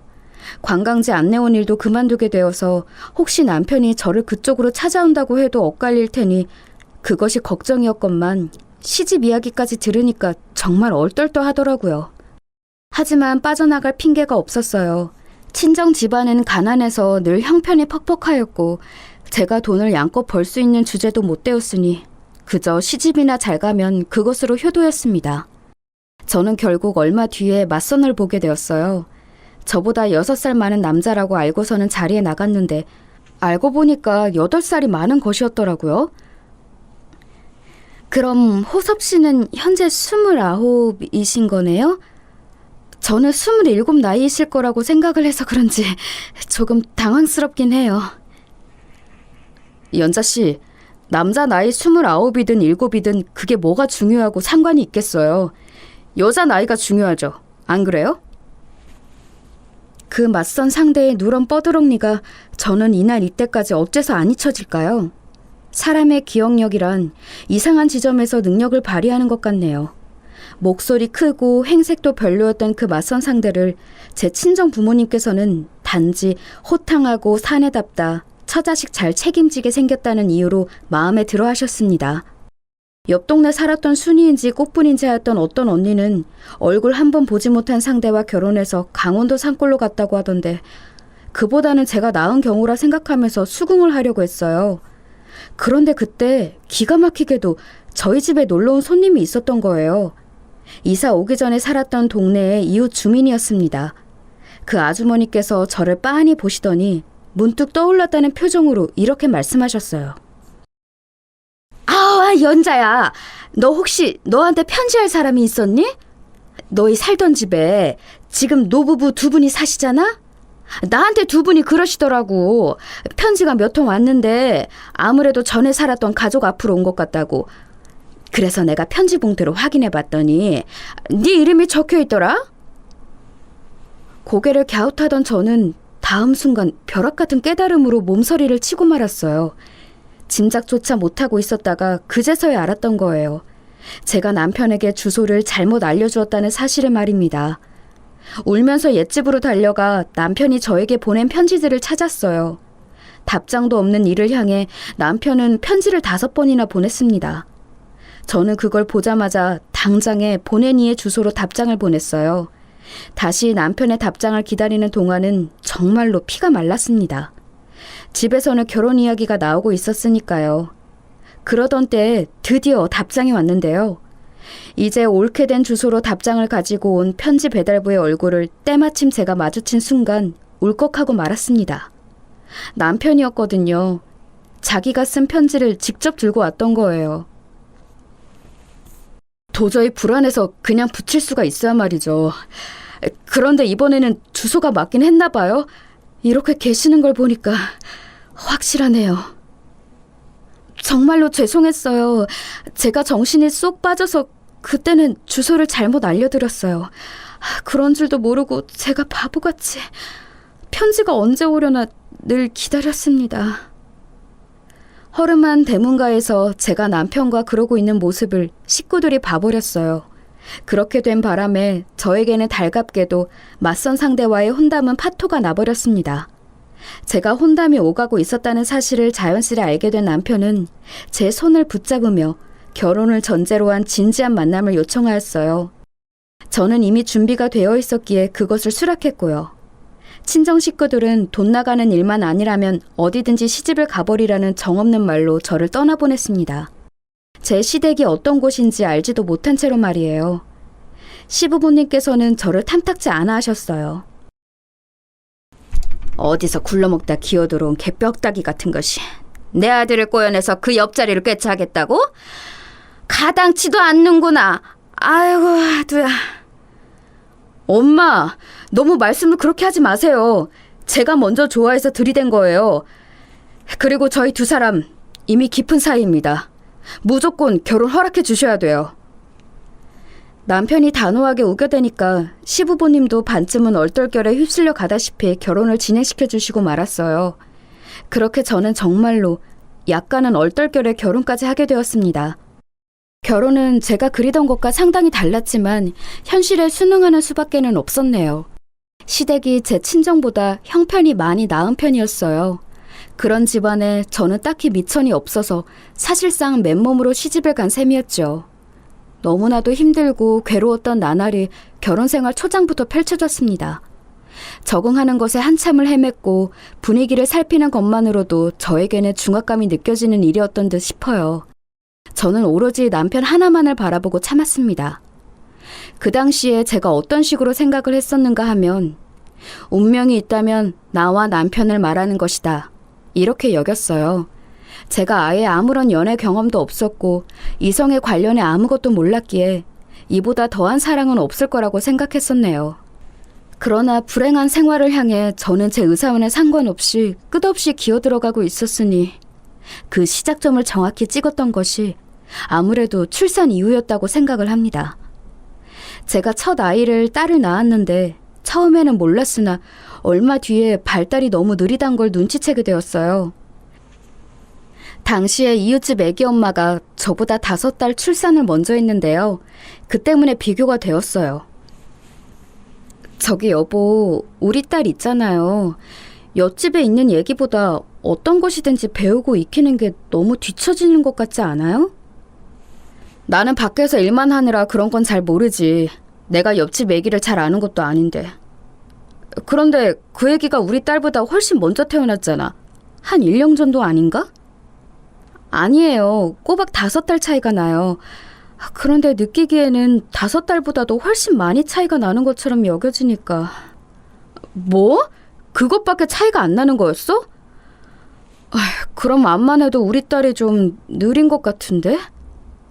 당신 애는 똑바로 보고 있는 거 맞겠지?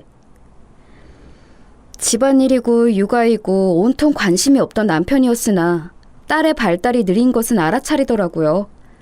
저는 엄마인 제 잘못일까 싶어서 늘 마음 졸이며 노심초사했습니다.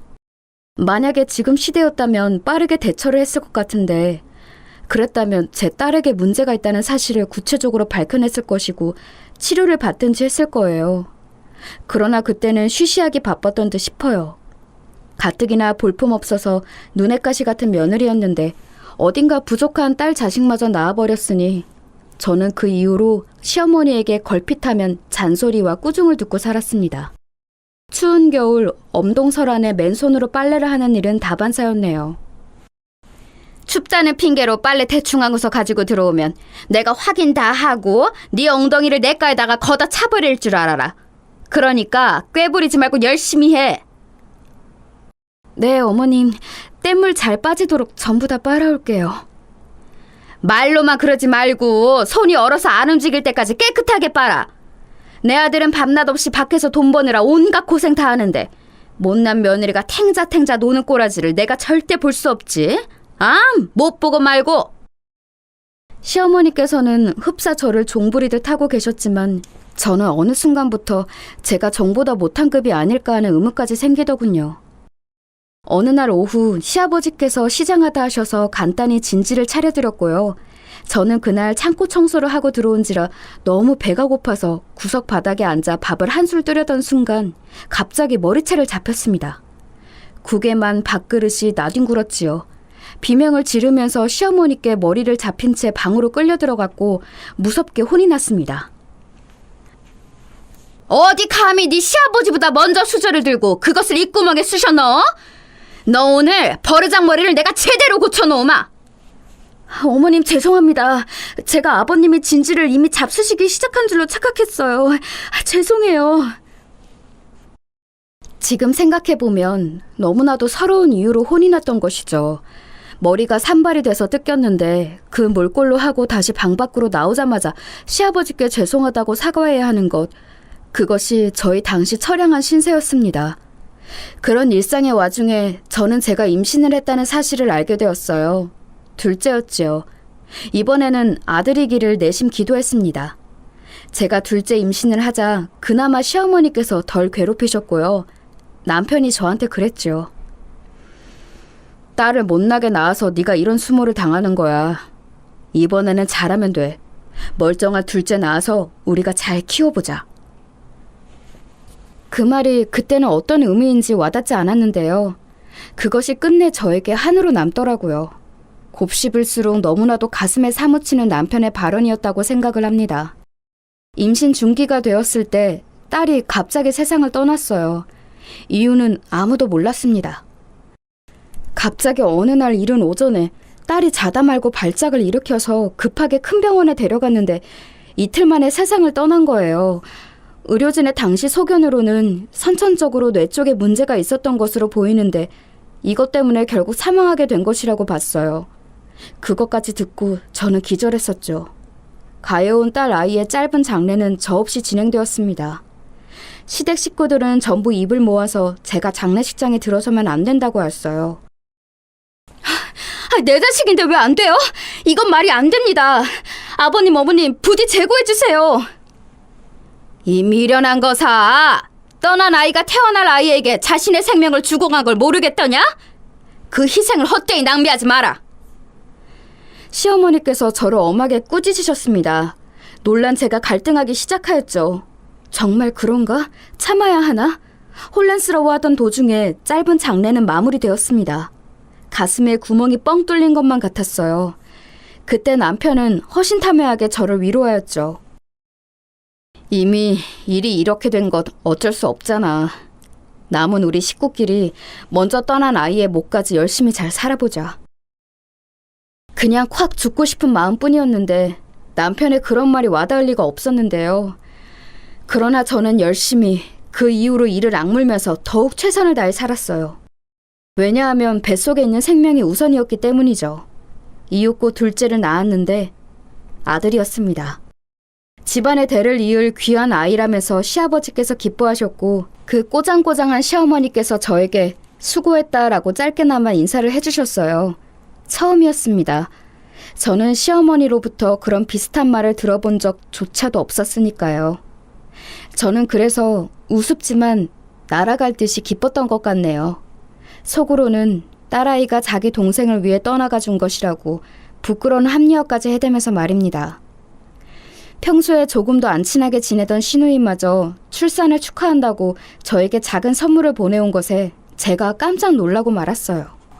고작 그런 것에도 감동하고 벅차올랐을 만큼 당시에 제가 얼마나 수준이 바닥까지 떨어져 있었냐는 가늠할 수 있는 것 같습니다. 아들이 태어난 이후 시어머니께서는 확실히 누그러지셨어요. 아유, 우리 귀염둥이 손자가 확실하게 친탁을 했네. 아유, 기특한 것.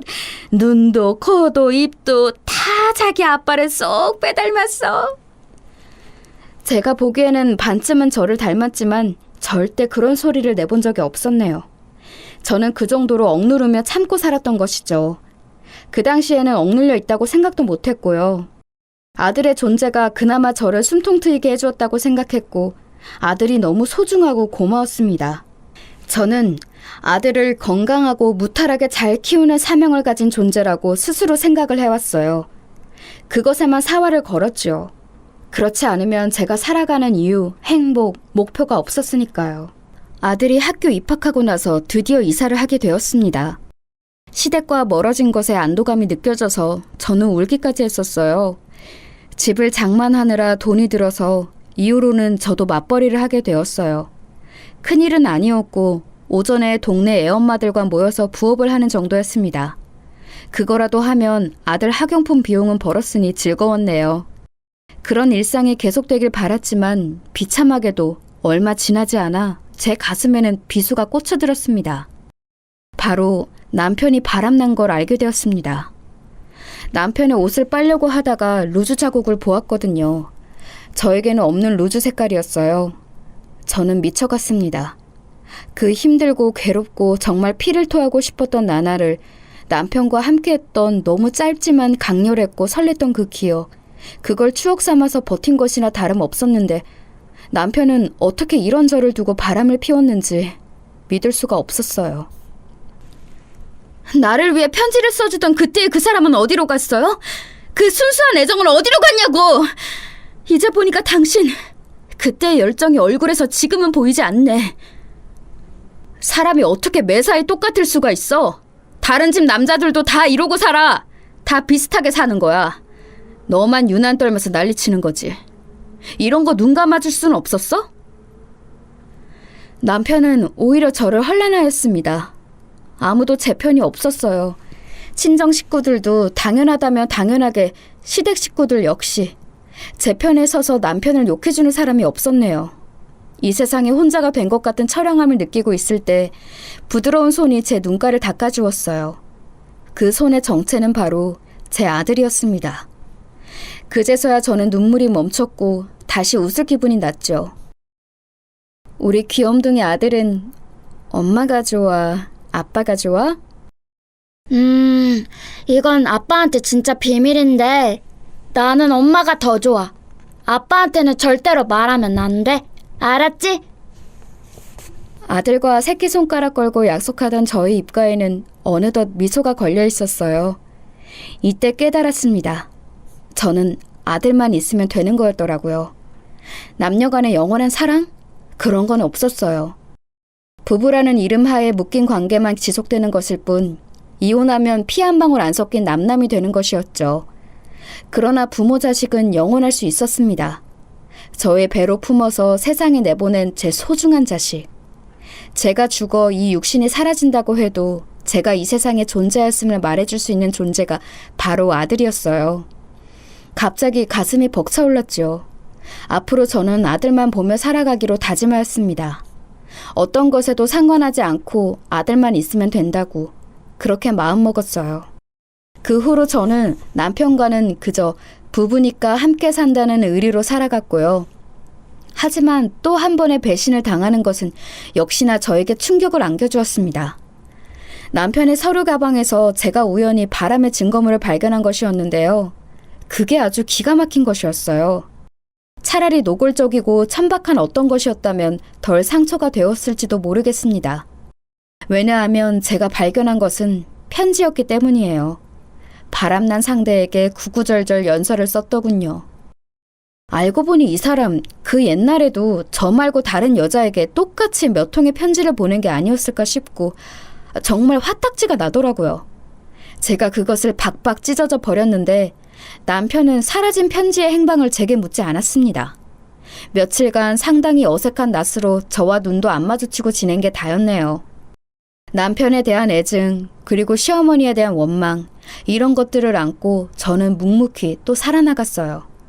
참 희한한 것이 제가 나이가 들어도 시어머니가 저의 시어머니라는 사실이 변하지 않는다는 것이 기가 막히더라고요. 그 존재만으로도 얼마나 스트레스를 받고 살았는지 몰라요. 시어머니께서 시달려 보신 나이 드신 분들은 아실 거예요. 옛날에 받았던 그 상처들과 그리고 현재에 와서도 그것을 보상받을 수 없다는 것에서 오는 무력감이 정말이지 말도 못했습니다. 저는 그런 것들을 억누르기 위해 아들 뒷바라지에만 매달렸어요. 그 결과 아들을 자랑스러운 명문대에 보낼 수 있었습니다.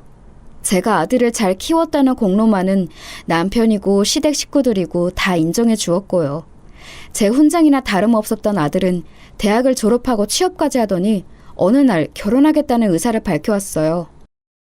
엄마, 나 여자친구하고 결혼할까 생각 중이야.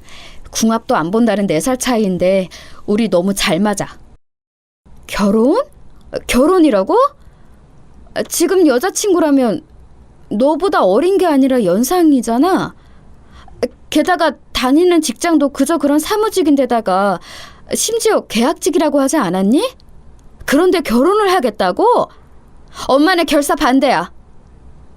제가 단호하게 나가자 아들은 당황스러워하면서 며칠 후에 자기 여자친구를 저에게 직접 보여주었어요. 괜찮은 여자니까 좋게 봐달라는 뜻이었겠지만 저는 냉담하게 굴었습니다. 미안하지만 우리 아들하고는 결혼까지는 못 시켜주겠네요. 연애라면 둘이서 지지고 볶든 어쩌든 내가 거기까지는 관여 안 하겠습니다. 저도 제가 내세울 것 하나 없는 사람이라는 건 알고 있어요. 하지만 이 사람이 아니라면 안 될 것 같다는 강한 확신을 저는 만남을 이어가는 동안 느끼게 되었고 결혼에 대한 생각이 커져갔어요. 조금만 마음을 열어주시면 안 될까요? 생각만으로 하는 게 결혼이면 우리나라의 미혼 남녀가 남아나질 않았겠죠? 본인이 부족한 거 알고 있는 게 진심이라면 양심껏 내 아들 놓아주길 바랄게요. 내가 해줄 말은 여기까지예요. 결혼 정년기의 남녀가 풀이 죽어서 상심하는 모습, 저도 마음 아팠죠. 하지만 그게 제 아들 일이라면 저는 100번이고 1000번이고 더 냉담하게 굴 수 있었습니다. 그런데 그 후로 일이 희한하게 흘러갈 줄은 상상도 못했네요. 청천벽력으로 제 남편이 암에 걸린 것이었어요. 이기라서 너무 걱정 안 해도 된다고 병원에서는 그랬으나 남편은 생각이 달랐나 봐요. 지금까지는 별 생각 없이 살았는데 한번 죽음이라는 것에 대해 생각을 해봐서 그런지 우리 아들 녀석을 빨리 결혼시키고 싶네. 내가 조금이라도 건강할 때 자식의 결혼식에 참석하고 싶다는 욕심이 나. 아픈 환자가 그렇다고 하는데 제가 그 상황에서 반대표를 고수할 수도 없는 노릇이었어요. 제 아들에게 고작 그런 수준의 여자를 배우자로 붙여준다니 가슴이 찢어지는 듯 하였지만 참아야 했습니다. 결혼 허락이 떨어지자 환하게 웃는 아들을 보며 그나마 위안을 삼아야 했죠. 그렇게 유아무야 며느리를 들였어요. 남편은 회복을 했지만 바로 얼마 후에 지병으로 고생하시던 시아버지께서 돌아가셨습니다. 시댁에 혼자 남겨지신 시어머니께서는 적적하셨는지 먼 지역의 시누이 사는 곳에 가서 지내겠다고 하셨는데요. 며칠 만에 둘이 대판 싸웠나 봐요. 시어머니께서는 저희 집에 오셔서 머물겠다 하셨죠. 애미야, 너는 나이가 늘어서 마탱이가 간지 어쩐 건지 감자국 하나도 맛깔나게 못 끓이는구나? 아휴, 게다가 이거 반찬을 가니 꼬라지가 이게 뭐니? 어머님, 어제도 오늘도 무조건 불평만 뱉으시네요. 건강에 좋은 조미료만 써서 그렇다고 설명드렸잖아요. 애미, 네가 간땡이가 부었구나. 어디서 감히 눈 부라리면서 소리를 빽질러? 그러면서 저하고도 싸우셨습니다. 이때 남편은 시어머니 편을 들었어요. 저는 시어머니 때문에 자잘하게 스트레스 받고 신경 쓰는 게 많다고 거듭 말했으나 남편은 눈살을 찌푸렸습니다. 곧따왔던 처녀가 이제 다 늙어서 자기 시어머니 죽일 듯이 구는 늙은이가 되었구나. 속상하네. 이딴 소리를 남편이 중얼거리는 것에 제가 꼭지가 돌아갔어요. 갑자기 제 지난 인생의 카메라 필름처럼 엮어서 제 눈앞을 지나갔습니다. 제 인생이 너무 답답하게 느껴져서 가슴을 치면서 울며 주저앉았어요. 거의 비명을 질렀죠. 내가 어떻게 어떤 마음으로 그 고생을 하면서도 가슴에 한을 쌓아가면서도 참고 또 참고 인내하며 살았는데 그런데 나에게 고작 그딴 말 할 수가 있어! 그랬더니 남편이 어떻게 했는 줄 아세요? 시어머니 모시고 바람 쐬러 간다면서 외출해버렸어요. 제가 거실 바닥에 주저앉아 울고 있는데도 말이죠. 저는 거친 숨을 내쉬며 아들에게 전화를 했고 일하던 와중에도 제 전화를 바로 받은 효자 아들은 전말을 듣고서는 분노에 차 길길이 날뛰었습니다. 당장의 며느리를 저에게 보내서 저를 자기네들 집으로 데리고 갔죠. 한동안 저를 모시면서 살겠다는 아들과 며느리의 말이 고마웠어요. 저는 그 집에서 아들이 며느리에게 베란다에 나가서 하는 말을 몰래 엿들었습니다. 우리 엄마 또래분들보다 더 나이 들어 보이시는 거 알아? 난 정말 우리 엄마 마음고생하면서 사신 거 생각하면 가슴이 아파서 미칠 것 같아. 내가 외면하면 우리 엄마는 벼랑 끝에 몰리시는 거야. 아니, 이제 내가 아니라 우리가 되었지. 자기야, 우리가 앞으로 잘해드리자. 우리 엄마 영영 모시고 살 것도 아니고 한동안이니까 계시는 동안에 우리가 최선을 다해드리자. 그럴 수 있지? 아들의 말에 며느리가 고개를 끄덕이는 모습을 저는 힐끗 몰래 쳐다봤습니다. 며느리는 내성적인 성격인지 원래 처음부터 말수가 많지 않아 보였어요. 며느리는 집안이 가난해서 형제 자매가 어렸을 적에 뿔뿔이 흩어져서 산 경험들이 있었고 며느리 본인도 친척집을 전전하며 살아왔다고 들었습니다. 그래서인지 주변의 눈치 잘 보고 주눅이 잘 들어서 스스로를 초라히 하는 성격인 듯 싶었네요. 저희 아들이 밝고 당당한 성격이었기에 서로가 다른 기운을 가지고 있어서 아마 끌렸던 것 같고요. 저는 며느리가 측은하면서도 왠지 못마땅했던 것이 사실이에요. 자식 새끼를 멋들어지게 양지에서 키워놨더니 갑자기 음지에서 자란 사람하고 맺어주라고 하면 그 어떤 부모가 쌍수 들고 반기겠나요? 그런 일은 있을 수가 없죠. 우리 아들이 먼저 결혼하자고 청했다고 하더라도 양심껏 거절을 했어야지. 그걸 넙죽수락하다니. 부족한 점들을 만회할 수 있는 수준이 되는지 내가 유심히 잘 봐야겠구나. 저는 그런 생각으로 며느리를 관찰하였는데 영 기본적인 소양이 부족하더군요. 그래서 제가 이것저것 알려주어야 했습니다. 주방 살림하는 법, 가계부 옳게 쓰는 법, 자주 안 만나는 친척 어르신들 대하는 법, 안부 연락 돌리는 법 등등 실전에서 쓸 수 있는 여러 방법들을 말이에요. 출산에 관한 조언도 주었습니다. 너 그런데 아이는 언제 가질 거니? 나도 제때 낳은 사람으로서 확실히 알려주는 건데 시기 안 놓치고 제때 출산하는 것이 좋은 것 같더라. 아, 그런가요? 그런데요, 어머님. 요즘은 결혼은 물론이고 출산은 일찍 안 하는 추세라서요. 뭐라고? 추세? 너무 가짜나서 웃음조차 안 나오는구나. 그게 너와 대관절 무슨 상관이라고 추세를 들먹거려? 너는 더 나이 먹기 전에 임신해서 아이나 순풍 낳는 게 그저 최고란다. 네가 아직 정신머리가 똑바로 안 박혔구나. 저는 당연한 소리를 해줬다고 생각했기에 그때 며느리가 어떤 표정이었는지 기억은 안 나네요. 그로부터 며칠 뒤 아들이 술 마시고 늦게 들어온 날이었어요. 비틀대며 침대 위로 엎어진 아들을 보면서 며느리가 땅이 꺼지도록 한숨을 깊게 내쉬더라고요. 그래서 제가 당장에 며느리를 옆으로 쳐내고 제가 아들을 돌보았습니다. 아들 겉옷하고 양말 벗기고 물수건으로 발부터 닦아주었지요. 그러는 동안 며느리는 멀뚱하게 구석에 가만히 서 있었어요. 나간 것도 아니고 거기 있었으면서 보고만 있었니? 거들지 않고? 너는 뭐 하나도 제대로 알아서 할 줄 아는 게 없구나. 죄송해요. 도와드려야 하는 거지 판단이 안 돼서 그냥 보고만 있었어요. 맹추 같기는. 행여나 우리 아들 혼낼 생각은 말거라. 남자가 바깥일 하다 보면 그럴 수도 있는 거지. 내 아들 기죽이려고 하면 내가 가만히 안 둔다. 너는 어렸을 때 기죽고 살아왔다고 그랬으면서 왜 너 같은 걸 하나 더 만들려고 하니? 네, 무조건 제가 죄송합니다. 잘못했어요, 어머님. 그래도 며느리가 대답도 잘하고 착해서 참을만은 했어요. 그런데 남편은 시어머니와 둘이 지내다 보니까 영 아니었나 봐요. 저에게 끝내 항복 선언을 해오더라고요. 시어머니도 마찬가지이셨던 것 같아요. 그 나이 잡수시고 아들밥 차려주시려고 하니까 무조건 힘에 부치셨겠죠. 외로워서 혼자는 안 계시겠다고 했던 그 댁으로 자발적으로 들어가셨답니다. 그래서 저는 남편이 있는 저희 집으로 돌아갔고요. 참나 기가 막혔네요. 아들 타령 엄마 타령하는 두 사람을 정작 둘이서만 잘 살게 두었더니 이렇게 되어버린 것이 너무 우스웠어요. 한편으로는 모든 게 부질없고 허무하다는 생각이 들어서 허무했고요. 이제 저에게 남아있는 것이 뭐가 있나 했더니 바로 아들이 있더라고요. 역시 저에게는 아들이 최고였죠. 그리고 얼마 뒤 며느리의 임신 소식이 들려왔어요. 날아갈 듯이 기뻤고 행복했습니다. 이렇게 대가 이어지는구나 싶었네요. 저는 귀한 씨를 품은 며느리가 경거망동에서 혹시 무슨 사달이라도 날까 싶어서 걱정이 되어 영양가 있는 반찬을 만들어서 날랐습니다. 그런데 왜 자꾸 아들 며느리가 사는 그 집의 부엌을 볼 때마다 왜 이렇게 부엌 살림 어수선한 것이며 냉장고 정리 안 된 것들이 눈에 들어오든지 도저히 며느리에게 한마디 안 할 수가 없었어요. 제발 알아서 잘 좀 하고 살면 안 되겠니?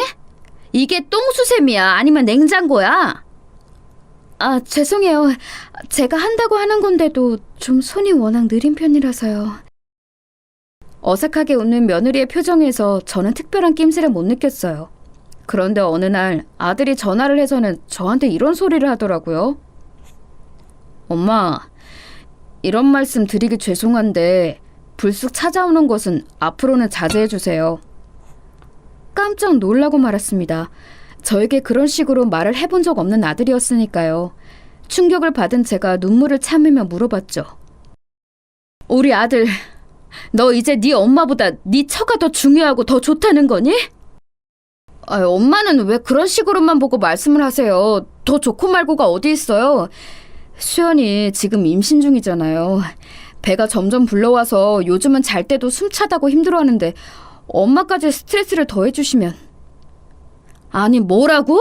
내가 스트레스를 준다고? 내 며느리한테? 아니, 설사 준다고 치자. 이런 수준도 못 버텨내는 게 말이 된다고 너는 생각을 하니? 그러니까 엄마, 그냥 오지 마세요. 그래야 서로가 평안할 것 같아요. 엄마도 예쁜 손주 건강하게 만나고 싶다고 하셨잖아요. 제가 얼마나 서럽고 당혹스러웠는지 모릅니다. 마음 같아서는 아들을 향해 네가 어떻게 나한테 이럴 수 있냐며 울고 불고 싶었던 게 저의 진짜 심정이었으나 애써 참았던 거예요. 태어날 손주가 건강하게 세상에 나오기를 바라는 마음으로 참았고 할머니가 된다는 보람을 기대하는 마음으로 참았습니다. 이때 시어머니께서 화장실 가시다가 잘못 넘어지셔서 크게 다치셨어요. 병원에 입원을 하셨는데 그 수발 누가 들었겠나요? 제가 들었습니다. 저를 너무 지치고 힘들게 하셨던 시어머니께서 다 늙으신 와중에도 저를 힘들게 하시다니 심적으로 괴로워서 당연히 웃을 기분이 안 났죠. 남편은 자기 모친이 세상에서 제일 불쌍하다면서 자꾸 저한테 그럴 말만 해댔어요. 본인이 수발 들어줄 것도 아니면서 말이죠. 남편하고는 완전히 냉전에 돌입해버렸습니다. 그리고 얼마 후 남편이 점차 안색이 안 좋아지고 컨디션이 계속 바닥을 친다 어쩐다 하더니 암이 재발되었어요. 정말 하늘의 농간이라고 생각했습니다. 저를 힘들게 하는 일들이 동시에 닥쳐왔으니까요. 제가 사는 낙은 태어난 손주뿐이었어요. 이 시기에 스마트폰을 제대로 처음 장만했는데 작동법을 열심히 배워서 손주 사진 보고 동영상 보고 그랬습니다. 만약 그러지 않으면 죽을 날 받아놓은 남편 곁에서 제가 너무 우울해서 미쳐버릴 것만 같았거든요. 어려운 스마트폰 작동법은 며느리가 저에게 하나부터 열까지 다 알려주었어요. 하지만 안 입먹은 사람이 어디 한 번 보고 들으면 익혀지나요? 자주 헤매서 똑같은 질문도 여러 번 했었네요. 때마다 며느리는 귀찮다는 내색 한 번을 안 했어요. 그래서 이런 거 알려주는 것을 참 좋아하고 잘한다고만 생각했죠. 어느 날 밤 하도 머리가 아파서 잠이 안 오기에 스마트폰으로 손주 동영상을 보려고 했는데 아무리 눌러도 영상이 안 움직이는 것입니다. 가뜩이나 그날 남편이 약물 맞으면서 헛소리하고 저를 힘들게 해서 괴로웠는데 이것마저 뜻대로 안 되니까 열불이 터졌어요. 며느리에게 당장 전화를 했습니다. 너 이거 나한테 영상 들어가서 보는 거 왜 제대로 안 알려줬어? 너는 매사에 제대로 하는 게 뭐야? 너는 네 엄마한테도 이렇게 구니? 하긴 너는 친정이 전부 개판으로 흩어져 사니까 이런 걸 물어보는 것 자체가 안 되겠구나. 어머님, 지금 시간이 벌써 자정이 넘었어요. 제가 오늘 피곤한 일이 너무 많았다가 지금 간신히 자리에 누워서 눈 붙인 지 얼마 안 되었는데 죄송하지만 자고 일어나서 통화하면 안 될까요? 뭐가 어쩌고 저째? 너 진짜 나 죽는 걸 보고 싶어서 그러니? 니까짓게 나한테 뭔데 그런 식으로 토를 달아? 너 나를 완전히 우습게 알고 막장으로 나가는구나? 제가 악을 쓰면서 몸을 떨었습니다. 잠시 후 며느리가 말없이 전화를 끊었어요. 두통이 심했기에 밤새 알아댔던 저는 결국 몸이 안 좋아서 쓰러지고 말았습니다. 눈을 떴을 때는 오전이었고 제가 링거 주사를 맞고 있었는데 며느리가 헬쑥한 얼굴로 옆에 있었어요. 연락을 받고 온 모양이었죠. 와 있었었구나. 그래, 내가 너 때문에 화가 나서 졸대했다. 제 말에 며느리가 입술을 깨물면서 감정을 꾹 참는 게 보였어요. 저는 그 순간 며느리의 그런 태도가 못마땅하게 다가왔죠. 대체 뭘 잘했다고 그런 표정이야? 내가 너를 뭐 그렇게 힘들게 했다고 그러니? 나는 너보다 100배, 1000배, 10,000배, 아니 그 이상으로 힘들게 살아왔어.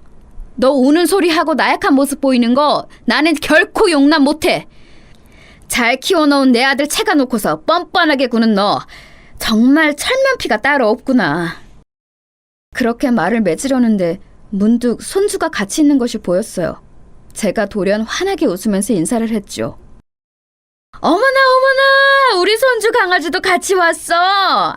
하도 조용히 얌전하게 있어서 몰랐네. 아이고, 이 할미한테 와보세요. 우리 귀염둥이 강아지. 어머님, 지금 링거즈를 꽂고 계셔서 아이는 앉지 않으시는 게 나아요. 시끄러워! 네가 뭘 한다고 또 후수질이야? 제가 홧김에 탁 쏘아붙이자 며느리가 한숨을 내쉬면서 손주를 안아보게 해주었습니다. 아이가 무겁거나 말거나 품에 안으니까 너무 귀엽고 예쁘더군요. 아이고, 우리 손주 강아지는 얼굴 가르스메한 모양도 눈, 코, 입 생김새도 어쩜 이렇게 자기 아빠를 쏙 빼닮았을까? 응? 어머님은 아이 보실 때마다 그 말씀을 꼭 하시네요. 너는 되게 동의가 안 된다는 듯이 말을 하는구나. 내가 박복하게 꼬인팔자로 살아왔는데 너 같은 뻣뻣하고 못난 며느리를 둔 것이 최고로 박복한 점이라고 생각을 한다. 네 시아비의 건강 문제만 아니었어도 너를 허락 안 했어. 저희 외침에 며느리는 고개를 푹 숙였습니다. 더 이상 아무런 대꾸도 하지 않았죠. 이로부터 얼마 후 남편이 세상을 떠났어요. 떠나기 전에 저에게 유언을 남겼죠. 다시 옛날 그때로 돌아간다고 해도 나는 당신을 찾아갈 거고 당신에게 편지를 쓸 거야. 나는 그 편지를 끝끝내 찾지 않을 거요. 당신 이 험난한 세상 사느라 고생 많았고 내세에서는 만나지 맙시다. 제가 눈물을 흘리면서도 딱딱하게 대답하자 남편은 기력이 다 쇠한 채로 입모양만으로 저를 향해 미안해, 참 미안해 이 말을 전해왔어요. 그게 마지막이었죠. 차라리 그러지 말지. 희한한 사람. 남편 떠나고 나서 자꾸 그 모습이 잔상으로 남았습니다. 너무 늙으신 데다가 아들을 먼저 앞세우신 충격으로 시어머니께서는 시댁을 처분하셨고요. 멀리 시누이가 사는 지역으로 가서 거기 시설에서 인생의 마지막을 보내게 되셨습니다. 저는 남편이 떠나고 나서 옛날 일을 곱씹어보는 버릇이 생겼어요. 그리고 자꾸만 그래, 남편하고 좋았던 순간도 많았는데 내가 너무 편협하게 살아왔어 라는 생각을 하게 되었고 제가 다 잘못을 한 건가 하는 생각에 사로잡혔죠. 이게 몸이 쇠약해지니까 정신도 무너져서 나타나는 현상이었더라고요. 시어머니에 대한 억눌러온 분노가 제 짐작보다 아주 강했다는 것도 알게 됐는데 시어머니는 이미 치매에 걸리신 상태였고 오늘 내일 하고 계셨습니다. 그분은 이미 모든 걸 잊으셨죠. 그러자 저는 이미 모를 분노에 시달리다가 건강이 한꺼번에 악화되었고 자꾸만 저도 모르게 허공을 보면서 중얼거리는 습관을 갖게 되었습니다. 그러다가 이따금씩 충동적으로 며느리를 찾아가서 소리를 지르기도 하였어요. 어느 날은 하필 아들이 집에 함께 있던 때에 잘못 찾아갔었죠. 우리 손주, 네가 잘 키우고 있는 거 맞아?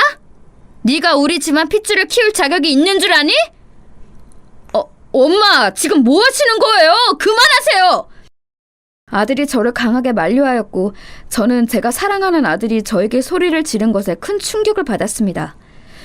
모든 게 부질없이 느껴졌어요. 저에게 아들이 어떤 것인데 인생을 살게 하는 원동력, 그 모든 것이었습니다. 아들 하나 보고 버텨온 세월이 너무 길었으니까요. 충격을 받은 저는 일상생활이 어려워졌고 혼자서 일상을 사는 게 어렵다 못해서 위험해졌습니다. 가끔 다리에 힘이 풀려 욕실에서 넘어지기도 했거든요. 이제는 아들과 며느리가 저를 데리고 사는 수밖에 없었는데 며느리가 저를 요양병원으로 모신다고 했습니다. 무슨 소리니? 내가 잘못 들은 건가? 100세 시대에 무슨 내가 벌써 요양병원이라니? 어머님, 그렇다고 정말 100세 사는 사람 얼마 안 되잖아요. 지금쯤이면 가실 때 됐죠. 너 대체 너 나에게 무슨 억하심정이 있어서 이러는 거야? 그러는 어머니께서는 저에게 무슨 억하심정이 그렇게 있으셔서 저를 지난 세월 그토록 못 살게 구셨어요? 내가 뭘 그렇게까지 못 살게 굴었다는 거니? 너 지금 멀쩡히 잘 살고 있으면서 왜 내 원망을 하는 거야? 저 멀쩡하지 않았어요. 늘 괴로웠어요. 어머님 때문에 스트레스 받아서 환청 들리고 하혈해서 병원에 실려간 적이 있었고 우울해서 콱 죽어버릴까 하는 충동에 시달린 적도 여러 번이었어요. 오로지 아이 생각해서 참아왔습니다. 며느리가 부릅뜬 눈으로 저에게 외쳐왔는데 그때 제 몸에서 기운이 훅 빠져나갔습니다. 갑자기 엄청난 절망감이 저를 덮쳤어요. 며느리에게서 제가 겹쳐 보였죠.